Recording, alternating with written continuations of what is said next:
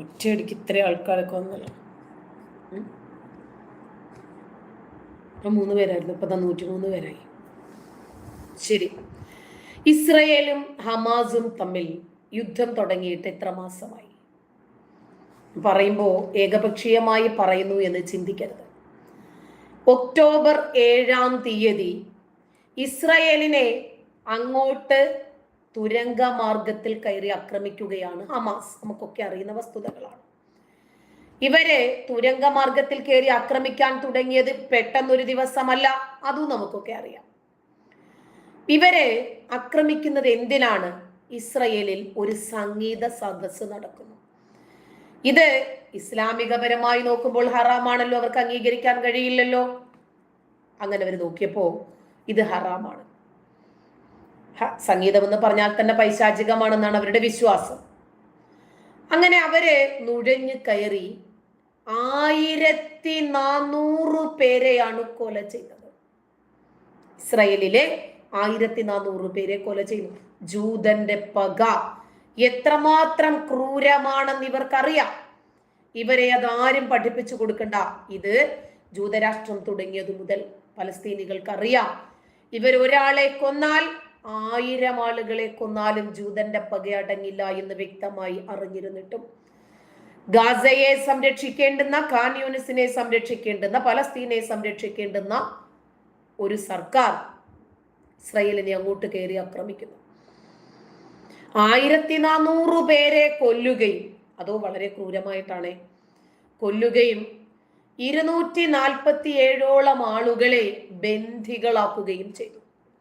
എന്നിട്ട് പിടിച്ചോണ്ട് പോയ ആളുകളോട് വളരെ ക്രൂരമായിട്ട് പെരുമാറിയത് നമ്മൾ കണ്ടതാണ്. വളരെ ക്രൂരമായിട്ട്.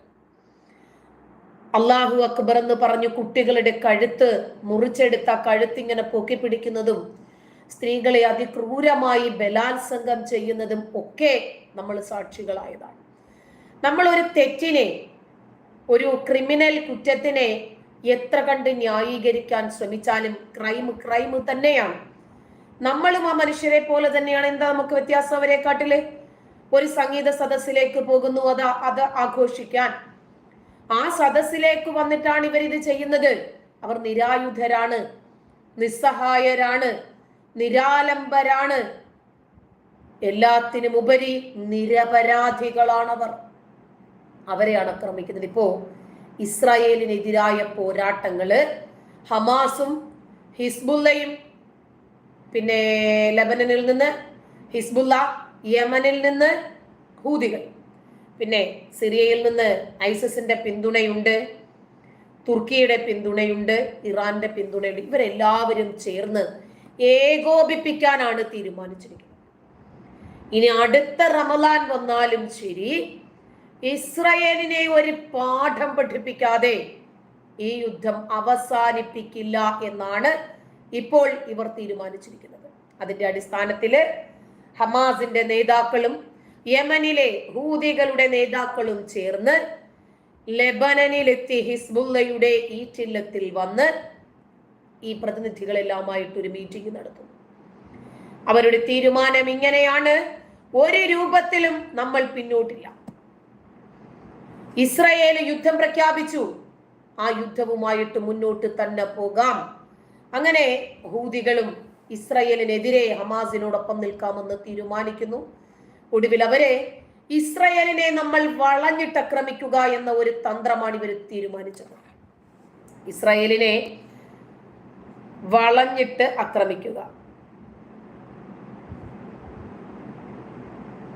അതായത് ഒരു ഭാഗത്തുകൂടെ ഹൂതികൾ, വേറൊരു ഭാഗത്തുകൂടി ഹിസ്ബുള്ള, മറ്റൊരു ഭാഗത്തുകൂടി ഹമാസ്. അതായത് തുരങ്ക മാർഗത്തിലൂടെ ഇവരെ പ്രതിരോധിക്കാം, പിന്നെ കടൽ മാർഗത്തിലൂടെ പറ്റും, കരമാർഗത്തിലൂടെ പറ്റും, വ്യോമമാർഗത്തിലൂടെ പറ്റും. ഇങ്ങനെ എല്ലാ മാർഗത്തിലൂടെയും ഇവരെ പ്രതിരോധിക്കാൻ, ഇസ്രായേലിനെ തകർത്ത് തരിപ്പണമാക്കാനാണ് ഇപ്പോൾ ഇവർ തീരുമാനിച്ചിരിക്കുന്നത്. ഇവരൊക്കെ സഖ്യകക്ഷികളായി കഴിഞ്ഞല്ലോ. എന്ന് തുടങ്ങിയതാ ഒക്ടോബർ 7-ാം തീയതി.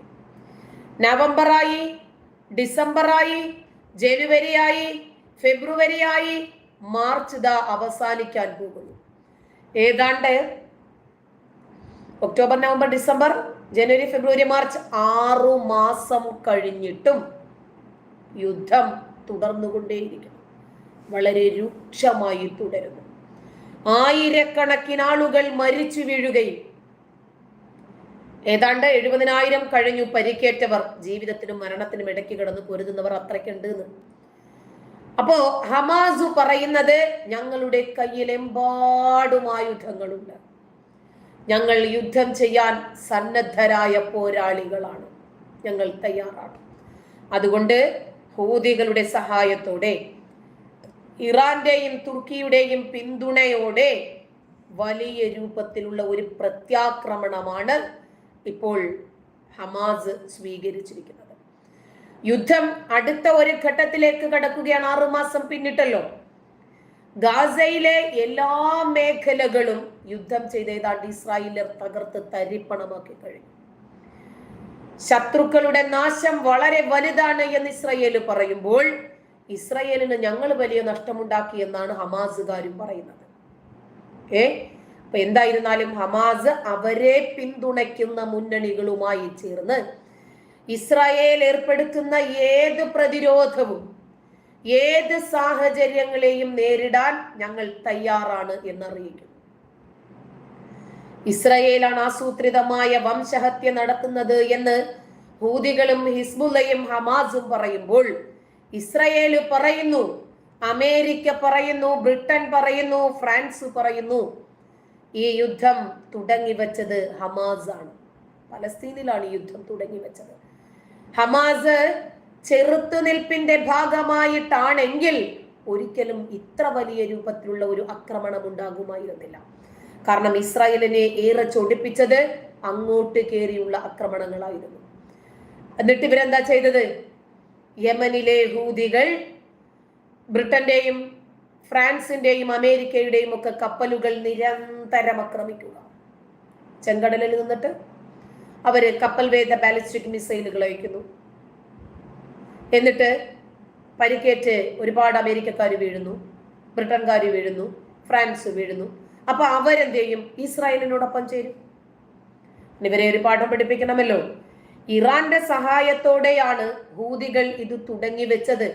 ഇപ്പോഴും ഇറാൻ അവരെ പരോക്ഷമായി പിന്തുണയ്ക്കുന്നു. അമേരിക്ക കൃത്യമായി പറഞ്ഞു ഇതിന്റെ എല്ലാം പിന്നിൽ കളിക്കുന്നത് ഇറാനാണ്, അതെല്ലാവർക്കും അറിയാം. അപ്പോ ഹൂതികളുടെ ആക്രമണം അവസാനിപ്പിക്കാൻ ഇറാനുമേൽ സമ്മർദ്ദം ചെലുത്തുന്നു അമേരിക്ക എന്നാണ് ന്യൂയോർക്ക് പറയുന്നത്. എന്നാൽ അമേരിക്ക ഇസ്രായേലിനോടൊപ്പം നിന്ന് ഹമാസിനെതിരെയാണ് എന്നാണ് പല മാധ്യമങ്ങളും റിപ്പോർട്ട് ചെയ്യുന്നത്. ഇപ്പോ വെടിനിർത്തലിന്റെ ഭാഗമായി ഒരു ചർച്ച, ഒരു വിട്ടുവീഴ്ച. ഒന്നാമത്തെ കാര്യം, പലസ്തീനുകൾ മുസ്ലിങ്ങളാണ്, ഗാസക്കാർ മുസ്ലിങ്ങളാണ്, കാന്യൂനിസ് മുസ്ലിങ്ങളാണ്, അവർക്ക് നോമ്പ് പിടിക്കാം, അവര് നിരപരാധികളാണ്. അതുകൊണ്ട് വെടിനിർത്തൽ ചർച്ചകൾ ഒരു ഭാഗത്ത് പുരോഗമിക്കുവാണ്. ഖത്തറിന്റെയും അമേരിക്കയുടെയും ഒക്കെ നേതൃത്വത്തിൽ ഈജിപ്റ്റ് മുന്നിലുണ്ട്, ഫ്രാൻസുമുണ്ട്. ഈ യുദ്ധം അവസാനിപ്പിക്കണം. കാരണം 6 മാസത്തിലധികമായി പച്ചയായ മനുഷ്യരാണ് കൊല ചെയ്യപ്പെടുന്നത്. അതുകൊണ്ട് യുദ്ധം അവസാനിപ്പിക്കണം എന്ന് പറയുമ്പോഴും വെടിനിർത്തൽ ചർച്ചകൾ ഒരു ഭാഗത്ത് ഈ രൂപത്തിൽ പുരോഗമിക്കുമ്പോൾ റാഫയിൽ ആക്രമണം നടത്താനുള്ള ഇസ്രായേലിന്റെ പദ്ധതിയും മറുഭാഗത്ത് വലുതാകുകയാണ്. ഒരു രൂപത്തിലും ഈ യുദ്ധം അവസാനിക്കുന്നില്ല. ആരൊക്കെയോ വന്നിട്ടുണ്ട് കേട്ടാ. സിദ്ദീഖ് വേഗം തുടങ്ങിക്കഴിഞ്ഞു. അൽഖേറളവും വന്നിട്ടുണ്ട്. ലിബു ഹായ്, പിന്നെ ഒരുപാട് പേര് വന്നിട്ടുണ്ട് കേട്ടോ. എന്നിട്ട് മീം ഡിസൈൻ നിൽക്കൂ, വരട്ടെ. ഉത്തം രാജ് പി പുല്ലടി അവരുടെ മീം നിന്നെ വിളിച്ചില്ലേന്ന്. നിന്നെ വിളിച്ചാ